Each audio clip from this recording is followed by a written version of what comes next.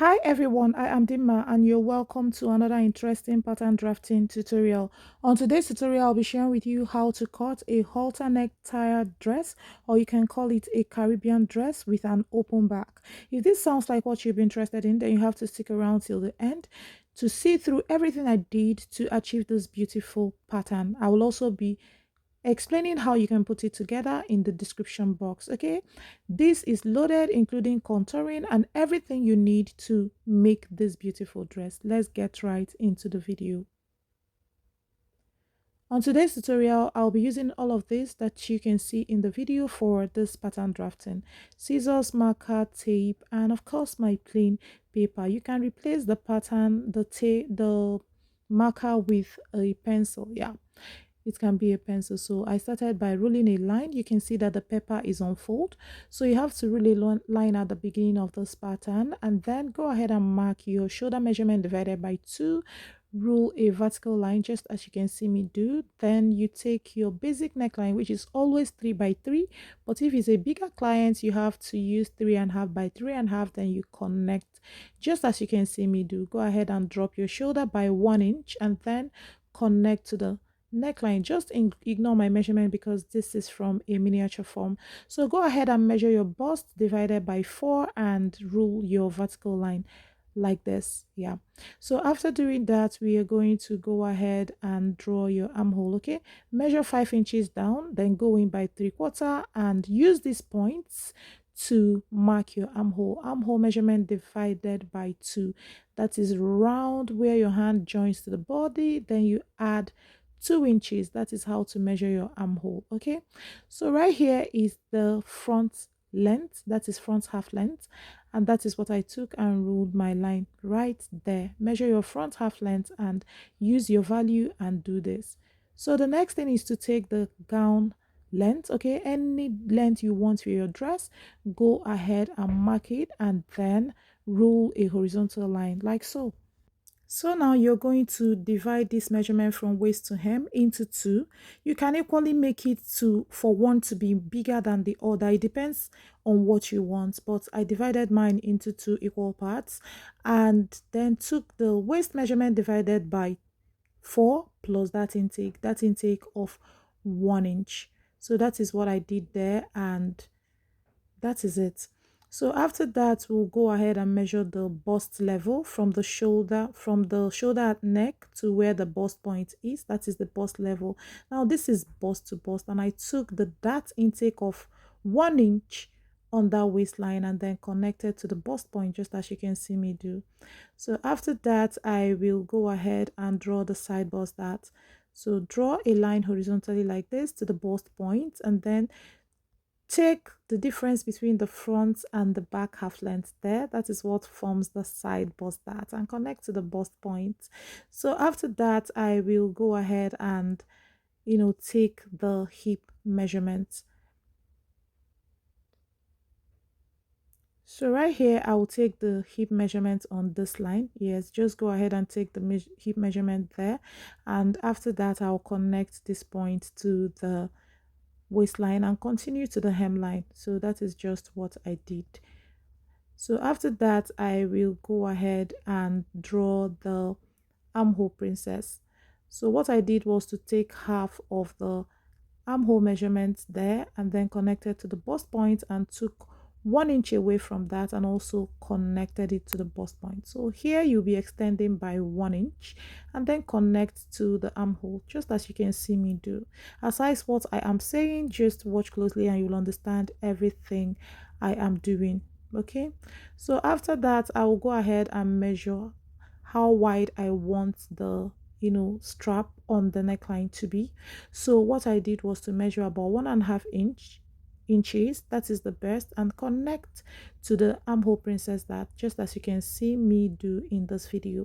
So after that, take the level you want your v neckline to be. I took about 4.5 inches from the basic neckline, that is the best, but if you want yours to drop more, feel free to do what you like. Okay, so after that I'll go ahead and cut out this pattern first before I continue with the on the bust tightening and every other thing. Watch closely to see how I am cutting out this armhole. Ensure that you do not omit this extension that I put there. So after that, I'll keep this aside and I'll go ahead and do the underbust tightening. So right here, you can measure from the bust point to your underbust, which is what I did here. This can also be measured from the shoulder at neck to the underbust. So this way is quarter and this other way is 3/4. Go ahead and connect this to the waist dart. You can see that this has increased the waist dart a bit. So right here, I will also connect to the bust point just as you can see me do. That waist dart has already been taken care of during the, while drawing the waistline. Okay, you just take waist measurement divided by 4 plus that intake. Instead of 1 inch, you will take 1/4 because under bust tightening has increased that intake to 1/4 from 1 inch. That was taken care of while taking the waist that or waist measurement plus that intake. Okay, so after that, I'll just go ahead and label bust point on the bust so that while joining this together, it will not be a problem at all. So you can see what I have here. I had to go ahead and write down all of that. Very, very important. If not, while putting your interfacing and all of that, you will be confused of where all these points are, especially for the center front. So anything I'm doing here, pay close attention. They are very, very important. So right here, I'm going ahead to close the side bust dart. You can see how I'm closing it up. And for here, I've already put a notch. I believe you saw me do that so that I will know where that measurement is. And that is what I used to close this one because there are no markings on this one. I used my notch to know where the dart is and I had to close it up. So this is what makes up the front pattern. All I have to do is to go ahead and add the extension for the lacing that is on the neckline. So this is what we have so far. To make the back pattern, will be making use of this measurement I took now.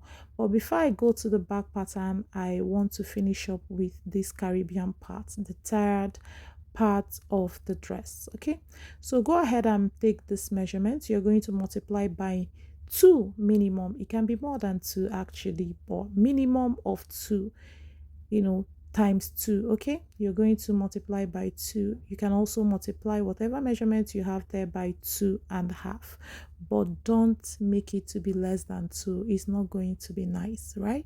So right here, I had to measure and I took that same measurement on fold. I hope you understand. Yes, the same measurement I got on fold right here is what I took from that fold of the paper and then placed the pattern like this. Aside what I'm saying, watch closely and you'll understand everything I'm doing. So I had to take it straight up on that ending part. So this is how I cut it out. So what it means is that I have doubled the measurement of this. When you open it up, it's double of what we used to make this new pattern. So I'm going to go ahead and join this paper together and then use the same method I used for the first one to, of course, get the pattern for the second one. Okay, so after sticking it together, I had to go ahead and fold it into 2 like this, and of course measure what I want.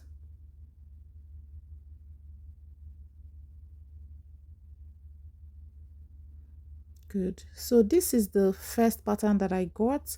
I had to measure what I got there and then ruled a line. That is what forms the first vertical line you can see there. You know that the pattern I placed on this one I'm pinning down now, is the one I got from the first measurement. That is what you're going to double to get the second layer. I hope this makes sense. This is what you're going to double to make the second layer because 2 of them are the same length. Okay, 2 of them are the same length, so you're going to double these measurements here so that it can gather on this one, and this will make only one part of this Okay, this is for the front alone. You're going to cut exactly this for the Caribbean of the back, because of course the side will have a pocket. That means it has a side joining. I hope you understand. So I had to measure here and of course cut out, you know, strap that will form what can be tied on the neck. So that is what I am doing here. After cutting it out, I'll go ahead and stick it to that shoulder line there. So that is exactly what you will be doing while cutting yours. So this forms the complete pattern for the front, just as you can see. And the same Caribbean we used for the front will also be used at the back because it's the same measurement. The only thing we'll be modifying for the back will be the zipper area. So when we get to the back, I will be explaining how that upper Caribbean will be modified because of the zipper. So I'll go ahead and measure this side because that is what I'll be using for the back pattern. Now here is the paper for the back pattern, and I have to, place it on fold just like this. Go ahead and measure what you got for that side front and rule a line just as you can see me do. So after ruling that line, I had to go ahead and measure for the bust measurement divided by 4, and that is what I'm taking right here. Bust measurement divided by 4, and I ruled a vertical line. Okay, so right here is the waist that I am modifying here. What I took at that center is the back tightening, then waist measurement divided by 4 plus that intake, and I ruled that vertical line by the side and completed my back tightening just like this. So after that, I had to get the middle of this. Okay, from the back tightening to the side, mark the middle, took my dart on both sides and marked the middle as well here. Now ensure that that upper part is 1/4 inch because you'll be tightening the back. That is a contour because the back is a low back. The upper part is 1/4 inch while the lower part is regular half 1 inch darts. I hope you understand, but if you have any question, you can ask me in the comments and I'll be responding to that.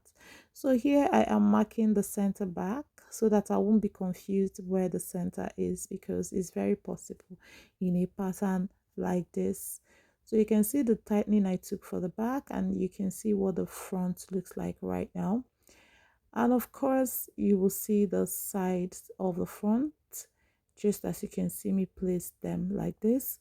So after placing it, I will be trying to ruche the Caribbean so that you see what it looks like. So this is the complete pattern set for the front and the back, just as you can see right here.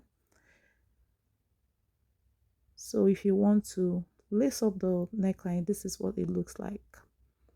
So here will be 1/2 inch, and by the side you're going to use 1 inch minimum for the side seam. So for the seam of every other part, you will be using 1/2 inch, if this makes sense. Okay, so still check in the description. I will be giving you a guide on how to put this together. So this is the back pattern. You can cut through the darts if you want. Yes, if you know that you're not going to take the contour well, please cut through it. Okay, so you can see me labeling the up so that I won't be confused where the base of the dart is and where the apex of the dart is. Okay, so by the center, side front and center front, there will be 1 inch minimum seam allowance because of the zipper and the side seam. So this is how you're going to gather your Caribbean. Okay, and also gather the lower one to match this one. For the back, you're going to cut into 2 and put zipper allowance here. So that is what I mean by what I'm going to explain before you join it to this lower one. Yes, you're going to create zipper allowance that is going to join to the back bodice, so that the zip will run from the back bodice to this upper one and stop at that upper one. The lower Caribbean will be the same. You don't need to cut through it. Yes, the zipper allowance is enough even if it ends on the first one. Yes, ensure you put just on the first one. This lower one, do not put there.